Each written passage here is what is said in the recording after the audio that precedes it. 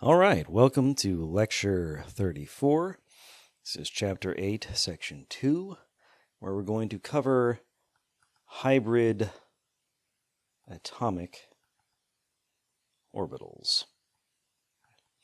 So, the problem is that we have two theories of bonding, each of which is insufficient, neither of which really covers everything. Okay, so we have Vesper and we have valence bond theory.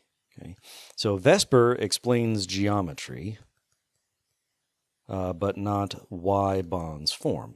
Valence bond theory, oops, that should be an X, doesn't explain why bonds form. Valence bond theory explains why bonds form, but not geometry.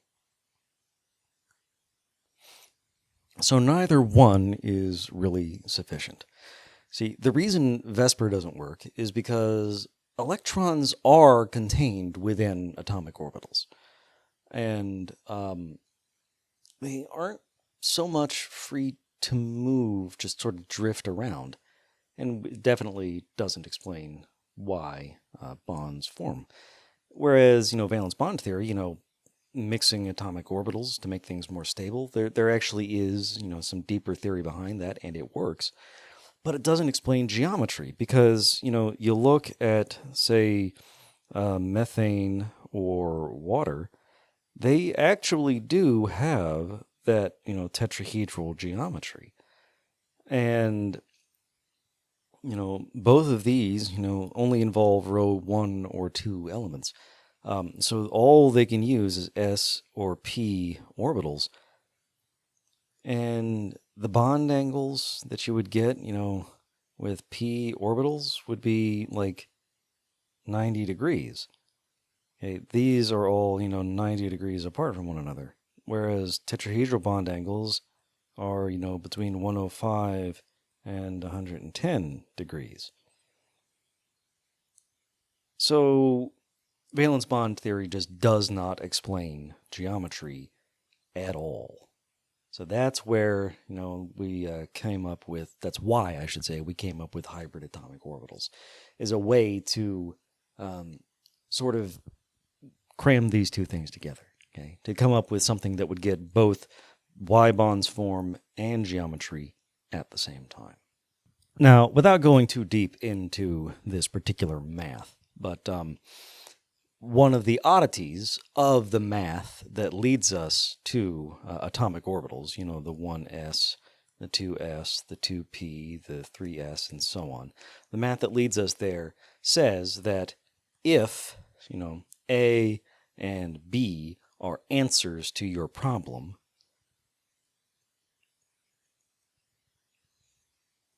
if A and B are good answers to your math problem, then so are A plus B and A minus B. That's just the weird way of how that sort of math works. Okay. So what that means is that A is an atomic orbital and B is an atomic orbital. Then you have this thing. It's it's A plus B. When you actually add them together, that's also an atomic orbital. But at the same time, A minus B is also an atomic orbital. And, you can get, even weirder things if you have A and B and C. You can have this thing, an atomic orbital that's A plus B minus C, or A minus B plus C, and so on. Or A plus B plus C. Okay. So each of these would also be, atomic orbitals. And that's where we get these hybrid atomic orbitals. Okay. We get them by adding and subtracting the normal atomic orbitals. Okay. Each of these is called a linear combination of atomic orbitals. Okay. Linear because all you're doing is adding. Okay? Adding is nice and simple. And that's all you can do according to this math. You can't like multiply atomic orbitals or anything like that. Okay? So you can add, you can subtract, and that's it. Okay? And these are our hybrid orbitals. I'm going to show you one example directly. The rest you'll just have to sort of accept. So here's what happens when you do S plus px and S minus px. Okay, it's like welcome to Thunderdome. 2 men enter, 1 man leaves. Except it's like more like welcome to Friendship Dome. 2 strangers enter, 2 friends leave. Okay, 2 orbitals in, 2 orbitals out. Okay, so we bring in 2 orbitals, the S and px. We have to get 2 orbitals out. That's why S plus px, S minus px. Okay, so here's S, a sphere, and here is px, a peanut. And this whole time I've been drawing it with that shaded region. That's partly because of the math. It's basically positive versus minus. And also partially because I knew we were building to this, to hybrid atomic orbitals. Okay, so this over here is positive in character. This here is negative on this side, positive on this side. So when we add them together, if they have the same sign, then they'll increase one another. If they have different signs, they'll decrease one another. Okay, it's like adding 2 waves together. You can get positive construction or positive interference where they get bigger, or you can have negative interference where they get smaller. Okay, so when you add them together to get S plus px, okay, remember these are not on different atoms now. These are on the same atom. Okay, so it's actually adding them together like this. Okay, so S plus px looks bing, wow, like that. This is S plus px. Okay, notice that the negative lobe of the px has gotten tiny. Okay, that's been destructively interfered with. Whereas the positive lobe over here on the right has gotten huge. Okay, but this right here is still the center of the atom. Okay, and S minus px is the exact opposite. Why? Because if this right here is positive px, then negative px is just negative 1 times px. So that's negative px. Okay, so so this is S minus px is being like this. Okay, so we have our tiny negative lobe on the right and our giant positive lobe on the left. Okay, so now what that means is that we have 1 atomic orbital where you have an electron living full time over here on this side in the S plus px orbital, and another one where you have an electron living just over on the other side. So now, combining this with our valence bond theory, it says that bonds form when orbitals overlap. You have your nucleus here in the middle, and you have these 2 giant lobes, out to either side. Okay, just ready, perfect, able to make a bond over on this side, and a bond over on this side by mixing these hybrid orbitals with atomic orbitals on another atom. And they could just be regular atomic orbitals like I've drawn here, or they could themselves be hybrid atomic orbitals. So now we can get a sort of combination of valence bond theory and VSEPR theory in the form of hybrid atomic orbital theory. Okay? Because, we're still saying that orbitals have to overlap in order for a bond to form. But now we can get geometries that match VSEPR. Because, let's say we have 3 orbitals, S plus P, X plus P, y. Okay, the math there gets really, really weird, but 3 orbitals in, 3 orbitals out. And what they look like is they look very, very similar to what we saw before.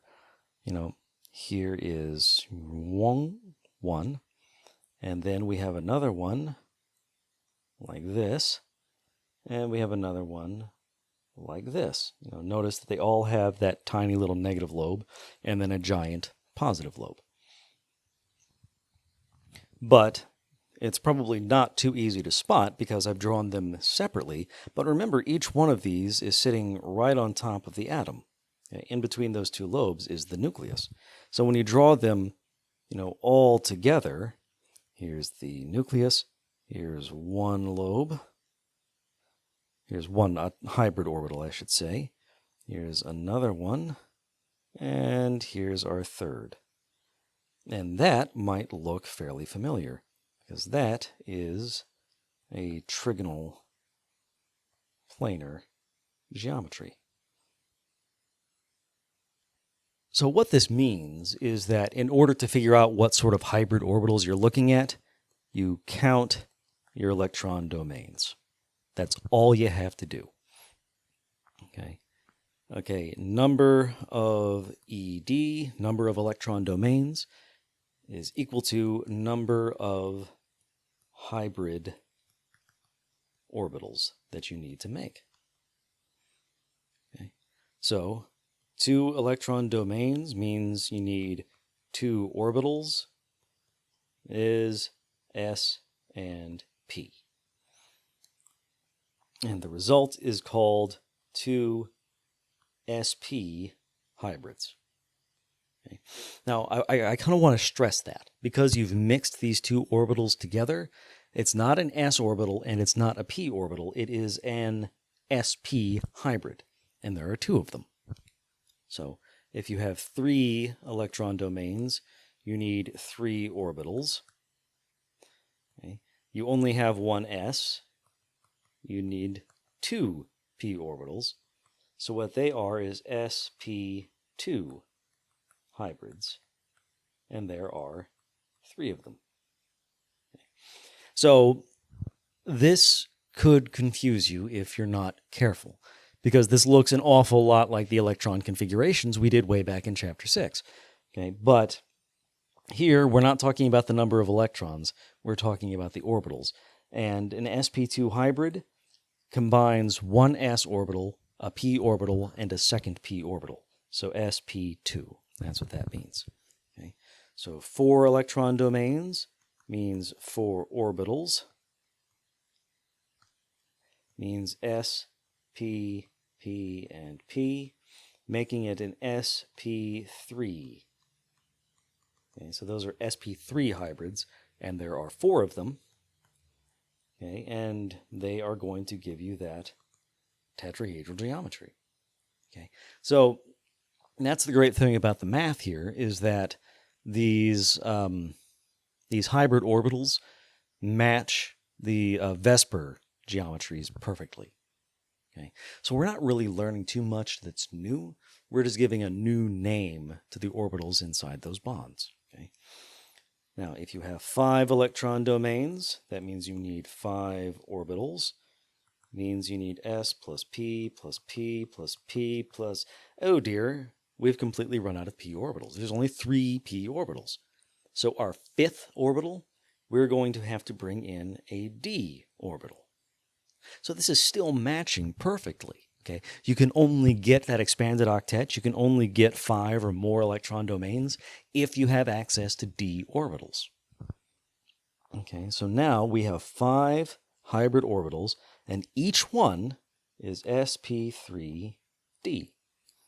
And 6 electron domains means 6 orbitals, means s plus p plus p plus p plus d gives us 6 hybrid orbitals, each one of which is sp3d2. And the thing I want to stress is when you have hybrid orbitals, each hybrid is identical. Okay, they're all exactly the same. They're pointing in different directions, and they're pointing in directions that match Vesper theory, but they're all perfectly identical in terms of energy. Okay, which is why it works out that bonds are all exactly the same. Vesper theory and valence bond theory couldn't really explain that. If you have a carbon bound to 4 different hydrogens, right? And one of these bonds is made with an s orbital, one is made with a p orbital, another p orbital, another p orbital. Why is it the case that all 4 bonds are the same rather than having one bond that's different and the other 3 the same as each other? Well, it's because the orbitals have been hybridized. Okay, you're making those bonds using hybrid orbitals that are all identical. Okay, so the next thing is sigma and pi. Okay, so sigma bonds and pi bonds actually really made their first appearance here in hybrid orbital theory.